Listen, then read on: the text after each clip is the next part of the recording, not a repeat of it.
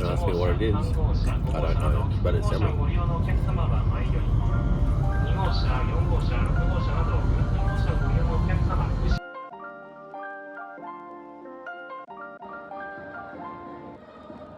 We've landed in Japan, and after the sensory overload of Tokyo, we're jumping on the train to explore the quiet mountain regions that are home to some of Japan's most incredible mushroom farms. Come along for the ride. Beautiful spots. We're in Yamanashi Prefecture, a few hours west of Tokyo, surrounded by the mountains of the Minami Alps National Park. Here on the edge of the forest, Japan's most respected shiitake spawn producers have perfected their craft. So if you miss a hole, they're gonna come to you and and charge you $1. Yeah. Just kidding, but he's not kidding. He's serious. In this episode, we explore the roots of shiitake cultivation, from ancient log growing tradition in Japan's mountain regions to the tools shaping the future of mushroom farming. And it all starts here with some of the finest shiitake strains we've seen anywhere in the world. These shiitakes are really good. Check these out. Check these ones at the back. Wow. These look very similar to your coloration down here. Yeah.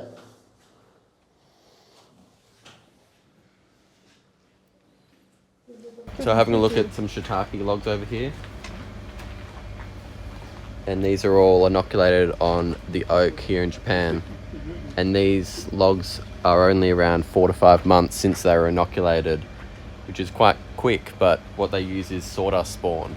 So if you're using the wooden dowels, that can take up to a year for them to start shooting shiitakes, but if you're using sawdust spawn, it only can take around 4 to 5 months. So much faster, and they're sealed with wax. It all starts with the logs. 4,000 of them are inoculated by hand and fruited to test the quality of each shiitake strain. Selection is critical. They choose hardwood logs, usually from oak species. Not too small, not too large. Each log has to be moved multiple times in the process, which can become heavy and painful with large logs. Next comes drilling. This is Mr. Kita. He's the head of the production line, a master driller, and a natural on camera. Maybe you should show 顔をお見せしてあげてください。It's like one moment. Stand over there on the right side. Interrupted. お邪魔してごめんなさい。Oh, you've done this before. はい、どうぞ。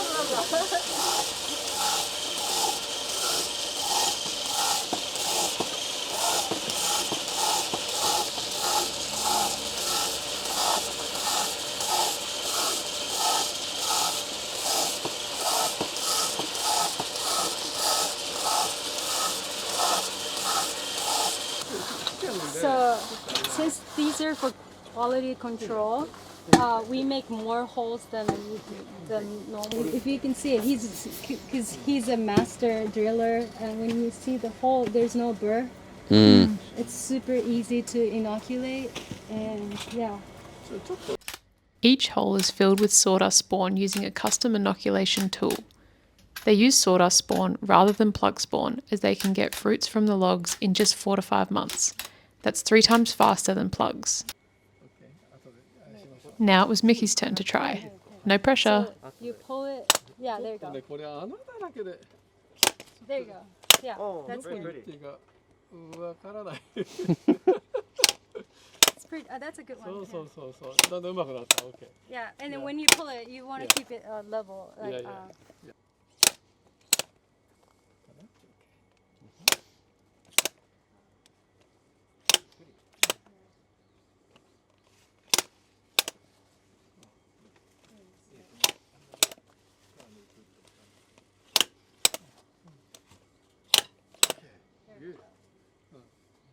There's some. pass. That's a pass, surely. He's like purposely doing it. Keep practicing, Mickey. Just another few thousand logs and you'll get there. Was After waxing. inoculated, then it goes to a waxing table. Once inoculated, every hole is sealed with wax. They're using a pine resin and paraffin wax to protect the wood and prevent moisture loss. You dip it in, and then you tap it, and then make sure there's no pinhole. I mean, Mr. Kita would find it, even in the tire. And if you leave pinholes, competitor molds take over the log. Yeah. Is this the problem? We're doing quality control check. We want to make sure that inoculation has been done like Perfectly. so that we can focus on the the yield Sure. results and things like that. You do it wrongly, Yeah, it can cause drying out. or contamination. Sure. 多いですし、それで種木も多い。多いんですよ。だけど、このおがくずの場合には、ここからキノコが出るので、 And we always put the bigger logs on the bottom layer, and then smaller ones in the middle, and then 木の肌と同じ lid 役 it 割を with a bigger one again. Sure. And keep it on your 絶対出ない Hip height? hip height, yeah. ここに Finally, the logs are carefully stacked, covered in tarps, and kept moist and cozy. Temperature and humidity are closely monitored for 1.5 months. Halfway through, the stack is rotated to ensure the logs incubate evenly. And then you wait.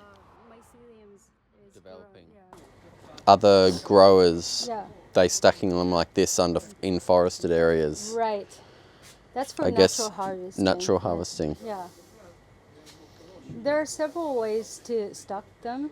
Yes. And if it was indoor, we can use the shelf like that, the Yeah. one you saw in the other house, or you can do form a A line.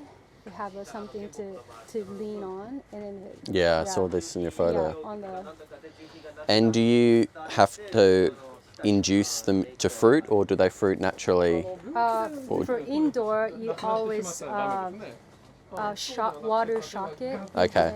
Submerge underwater for up to like 24 hours. Okay, And then force fruit. But outdoors, it's all naturally. sure. これがベストなんです。 The これが best. クラス A グレード。 A grade. Yeah. So this is when it's like this too, your water loss is slower than with a fully open cap, and so your weight loss is going to be slower, and they have a longer shelf life as well. So most Japan, you aim for like right here when the it's pulled off, but it's not opened up entirely. Sure. And if you're having trouble losing weight in the punnets, if you have them like this, they will lose weight slower in the punnets. So And the ornamentation also has. yeah, these is the- little, Japan like these little specific ornamentations. People like buy strains of fawn based on like how pretty it is. They Sure. care about that in Japan. Like, so you can get if you have these little colorations and markings, they want these clearly. So about 45 grams. Wow. さっきのすごい傘開いたの違いを見せます。 45 grams for one mushroom. 意外と重くないこと。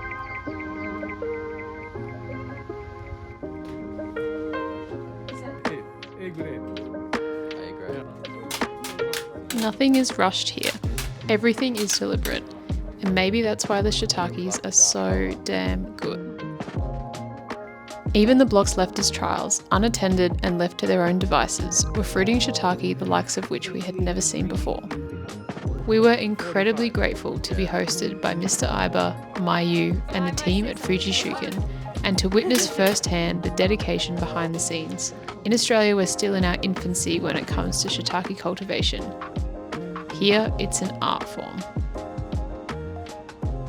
Japan isn't only holding on to tradition, it's also leading innovation.